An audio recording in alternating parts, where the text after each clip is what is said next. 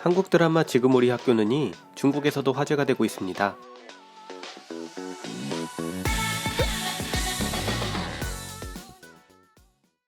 넷플릭스 오리지널 한국 드라마 지금 우리 학교는이 글로벌 흥행 돌풍을 이어가고 있습니다.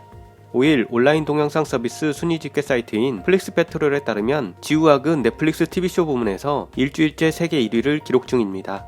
하이틴 좀비 서바이벌이라는 다소 이색적인 장르인 지우학은 공개 하루 만에 세계 1위에 오르며 세간을 깜짝 놀라게 하더니 갈수록 그 인기를 더해가며 오징어 게임에 못지않은 롱런의 기세를 보여주고 있네요. 한편 이 소식은 넷플릭스가 서비스되지 않는 나라인 중국에서도 화제가 되고 있습니다. 대체 넷플릭스 서비스가 없는 나라에서 왜 화제가 되는지 알 수 없습니다만 아무튼 화제가 되며 언론 기사까지 버젓이 나오고 있네요. 지금 우리 학교는에 대한 중국 언론의 최신 기사와 중국 누리꾼들의 반응을 전해드립니다. 먼저 중국 언론이 전한 기사의 내용입니다. 지금 우리 학교는 호평 쏟아져 제2 오징어 게임이 될 수 있을까? 넷플릭스가 새롭게 공개한 한국 오리지널 시리즈 지금 우리 학교는이 최근 한국과 해외의 여러 언론과 평론가 등의 호평을 받고 있다.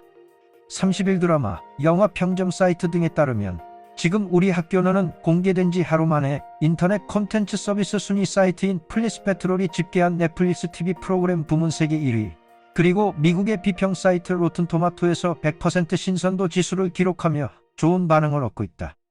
한 평론가는 평가하기를 넷플릭스가 좀비 장르에 새로운 활력을 불어넣었다고 했고, 또 다른 평론가는 공포와 좀비 애호가들이 주목해야 할 작품이라며 극찬을 아끼지 않았다.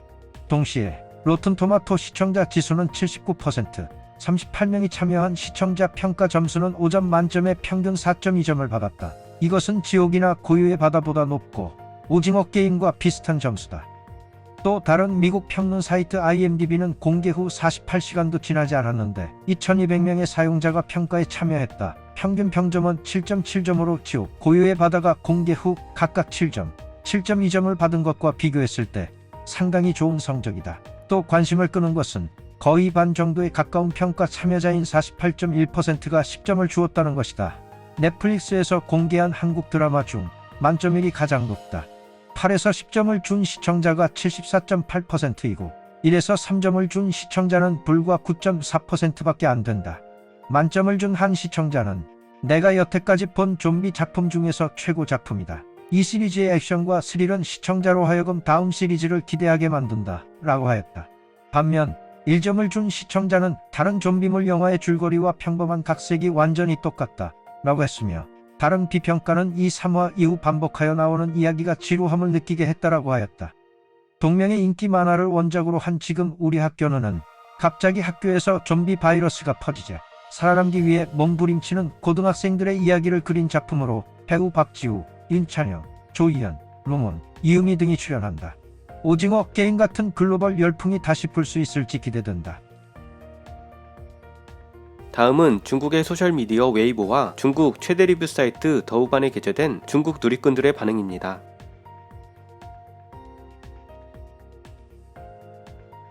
오늘 한국 드라마 좀비 캠퍼스 또 다른 이름 지금 우리 학교는을 보기 시작했다. 지옥 이후로 또 공포 소재의 작품이 나왔다. 이미 며칠 동안 넷플릭스에서 1위 중이라 기대가 됩니다. 최근 한국의 좀비물을 하루에 다 봤다. 지금 우리 학교는 좀비 캠퍼스 총 12편으로 되어 있고 한 편에 1시간 조금 넘는다. 안에는 줄거리가 담겨 있는 부분이 많았고 주목할 만한 장면들도 많았다. 설정도 재밌고 코로나의 시작 느낌을 받는 부분도 많았다. 한국의 좀비물은 정말 일가견이 있다. 정말 빨리 달린다. 역시 비주얼이 있어야 끝까지 살아남는다. 남자 주인공은 혼혈이고 멋있다. 여자 주인공은 연기가 수준급이다. 괜찮은 좀비물이라고 생각한다. 여주는 가끔 성무병이 도진다. 현재 넷플릭스에서 지금 우리 학교는이 개봉하자마자 급상승해서 지금 2일 연속으로 세계 1위다. 역대 한국 드라마 중 가장 높은 점수인 803점이다. 윤찬영, 박지우, 이유미, 조희현, 로몬 모두 축하합니다. 이 드라마를 찍을 때 윤찬영은 아직 고등학생이었는데 대학생이 되고 나서 방송하네요. 넷플릭스는 진짜 시간을 두고 업로드하네요. 이렇게 기다리게 해놓고 설날 시즌에 오픈을 하다니. 만약 현실 세계에서 좀비가 나온다면 인류는 드라마 안의 사람들처럼 일찍이 멸종했을 거야. 과학 선생님이 거짓말했어. 그의 아들은 가장 반좀비에 완벽히 근접한 존재야. 흰색 쥐가 제일 초기의 실험체고. 제법 구미가 당기네. 좀비들의 관절이 꺾임새도 나쁘지 않지만 여자 주인공이 연기하는데 약간 정신없고 허풍이 들어간 설정이야. 나는 막장 짝사랑은 별로 좋아하지 않아. 그래도 높은 수준으로 학교 폭력 내용을 섞었고 어떤 사람들은 겉모습은 멀쩡한 사람의 모습을 하고 있지만 내면은 이미 썩어 문드러져서 좀비와 다르지 않은 모습을 보여줬어. 이 캠퍼스는 인간 지옥이야. 이번 게 진짜 지옥이야. 식당 그 긴 테이크의 난장판은 정말 시원했고 화장실 4인조는 더욱 볼거리를 만들어준 것 같아. 예전에 상병대학이라는 글을 보고 학교에서 일어나는 좀비물을 보고 싶었지만 중국 영화는 불가능했지. 하지만 이제 넷플릭스 드라마가 내 소원을 들어준 셈이 되었네. 싸우는 장면은 정말 멋있었어. 좀비들 분장도 엄청 실제 같았고. 하지만 캐릭터 각각의 개성은 부산행을 따라가기엔 부족한 것 같아. 안에 등장하는 인물들이 비교적 완벽하게 그려져 있어서 사람들이 쉽게 믿게 됩니다. 감정을 토해내는 장면에 대해서는 16살, 17살 때는 그런 행동도 할 수 있고 캐릭터들은 성장해 나가죠. 캐릭터들은 꼭두각시가 아닙니다. 특히 여성 캐릭터들은. 공정하게 말하자면 이 영화는 인간성의 약점을 다루면서 정부에 대해서도 다루고 있어. 좀비를 완전히 통제할 수 있는 능력이 있다는 내용의 영화였으니 대부분의 좀비 영화보다 훨씬 나아. 네 글자, 우물쭈물. 두 문장으로 명확하게 설명하자면 항상 먼저 싸우고 요점도 논하지 않는다. 당신은 죽을 수도 있다. 답답하고 힘들어서. 사람이 강한 원망이나 의지가 있으면 물려도 변이가 없다는 설정이 신선하네. 원래는 엄청 기대했었는데 절반 정도 보고는 매우 실망했어. 여자 캐릭터는 반장이랑 선배 말고는 다 별로였어. 다 문제가 있는 애들이야. 전부 다 어지럽게 물고 뜯었어. 왜 반장은 청산을 남겨두고 죽으려 했을까? 시즌2가 있는 것 같은데 청산이 부활했으면 좋겠다. 추천받았는데 뜻밖에도 또 넷플릭스 작품이었네. 어쩐지. 전체적인 스토리도 매우 훌륭했고 죽일 놈이 끝까지 죽지 않는 운해적인 스토리도 아니어서 좋았다.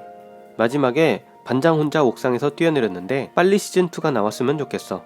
새로운 인류가 부상한다. 평범하네. 짧은 하루라는 시간에 사랑하는 친구들, 가족들 다 잃었는데 썸을 탄다는 내용이 있어. 하루도 못 마시고 못 먹었는데 좀비랑 싸우다니 억지로 합리화하는 것이 가장 치명적이야. 약간 결말이 흐물흐물한 느낌이야. 마지막 결말이 좀 급작스러운 느낌. 여주인공의 이미지가 좀 단편적이었어. 사실 그녀는 똑똑하고 강인한데 작가는 참을성 없는 말이나 행동으로 표현해서 좀 멍청해진 느낌이 났어. 한마디 더 하자면 여자 주인공의 연기력 좀 더 연습해야 할 것 같아. 설 연휴 이틀 동안 다 봤어. 좀비를 연기하는 한국 배우들과 촬영하는 솜씨, 이미지, 자극적인 화면에서는 만점이라고 할 수 있지만 유일한 오게티는 감정씬이라고 봐. 칭찬할 만한 가치가 있는 건 캠퍼스 좀비의 소재로 학교폭력, 아이들의 놀림, 미성년자의 악에 초점을 맞춘 것. 분홍색 옷의 여자처럼 자신이 틀리지 않았다는 것을 증명하기 위해 사람을 해치는 사람도 있고 자신이 물렸음을 인지하고 다른 이들을 집으로 돌려보내려는 안경남, 학교폭력배, 괴롭힘을 당해 죽기로 결심했던 나약한 남자. 전체적으로 각자 인생을 녹여내고 있어. 청산이 결국 죽을 줄은 몰랐네. 다음 시즌에는 남라가 새 인류를 이끌어서 정부와 맞서야 한다고 생각해. 다소 지루하거나 아리송하게 하는 부분이 있지만 흥미진진하면서도 보는 이들로 하여금 계속 끌어당긴다. 공포는 모르겠고 좀비물 액션은 좀 단조롭네. 디테일을 따지지 않는다면 시원시원한 드라마였어. 하지만 말하자면 여주인공의 연기는 대부분 하나의 표정을 짓고 있어서 어색함을 자아내. 게다가 멍청한 에피소드들은 작가가 이야기의 전개를 위해 쓴 것으로 보여져. 진짜 어이가 없어. 이 드라마가 나에게 준 느낌은 그저 방탈출 게임 같은 느낌이야. 줄을 만들어서 매 단계를 통과하는 거지. 애꾸눈이 최종 보스고. 20년 후에 중국도 이런 SF 공포 영화를 넷플릭스에 올릴 수 있을까? 굳이 넷플릭스가 아니라도 넷플릭스에 올리던 말던 상관없이 이런 종류를 찍을 수는 있을까? 지금 우리 학교는 중국의 불법 컨텐츠 사이트에서 좀비 캠퍼스라는 제목으로 유통되고 있다고 합니다. 현재 이 작품은 중국 최대 리뷰 사이트인 더우반에서 평점 6.3점을 받고 있습니다. 어둠의 경로로 보면서 평점까지 짜게 주는 대단한 사람들이네요. 상식이 통하는 세상이 오기를 바라며 영상을 마치겠습니다. 더 좋은 영상으로 찾아뵙겠습니다. 시청해주셔서 대단히 감사합니다.